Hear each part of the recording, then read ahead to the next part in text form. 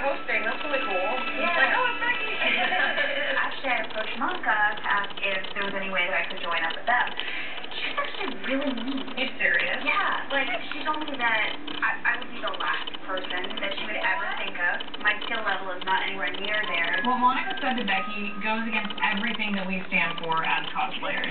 Cosplay isn't about alienating people or elitism or being big jerks. It's about going out there with your friends and just having fun and getting better at your craft. It kind of made me feel a little bit bad about myself. Oh my god, please do not. You can figure out something with us if you want. Because, yeah, we are inclusive. We want you to learn. We want you to hang out with us. And we like you. We're just like, I absolutely love these two girls. I am so excited for Kansas City Planet Comic Con because the fun is just about to start.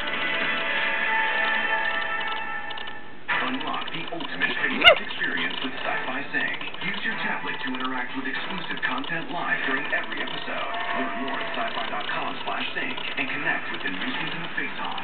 Face-off starts now. Only on